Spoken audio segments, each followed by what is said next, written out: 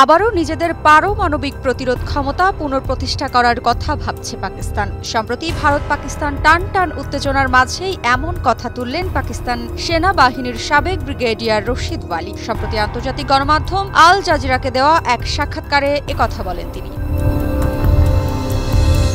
গত ৭ মে মধ্যরাতে ভারত এক নাটকীয় অভিযান চালানোর পর জানায় তারা পাকিস্তান ও পাকিস্তান নিয়ন্ত্রিত কাশ্মীরে মোট ৯টি স্থানে ক্ষেপণাস্ত্র ও বিমান হামলা চালিয়েছে। তাদের দাবি, বিশ্বস্ত গোয়েন্দা তথ্যের ভিত্তিতে সন্ত্রাসীদের ঘাঁটি চিহ্নিত করে এই হামলা চালানো হয়েছে। ভারতীয় সময় গভীর রাত ১টা ৫ থেকে ১টা ৩০ পর্যন্ত মাত্র ২৫ মিনিট স্থায়ী হয় এই হামলা। এর ফলে পুরো অঞ্চল কেঁপে ওঠে এবং বিস্ফোরণের প্রচণ্ড শব্দে ঘুম ভেঙে যায় স্থানীয় বাসিন্দাদের।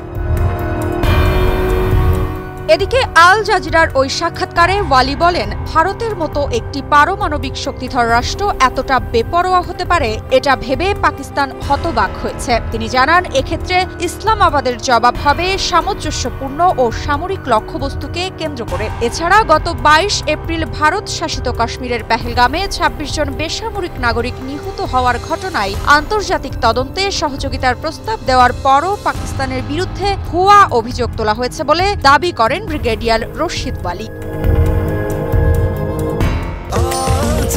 স্বাস্থ্যকর অল টাইম হানিকম, সব সময় অল টাইম হেলদি লাইফ।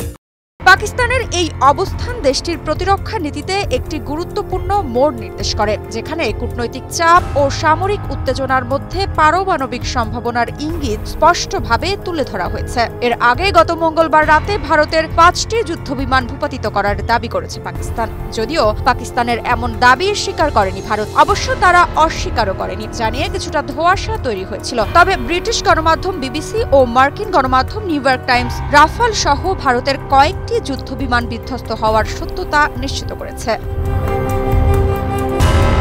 এদিকে ৯ মে পাকিস্তানের পাঞ্জাবে কয়েকটি জেলায় আরও ৬টি ড্রোন গুলি করে নামিয়েছে পাকিস্তানের নিরাপত্তা বাহিনী। নিরাপত্তা ও মিলিটারি সূত্রের বরাত দিয়ে দেশটির গণমাধ্যম সামা টিভি জানিয়েছে, এ নিয়ে ভারতের ৭৭টি ড্রোন ধ্বংস করেছে পাকিস্তান, যার মধ্যে রয়েছে ইসরায়েল নির্মিত ২৫টি ড্রোন।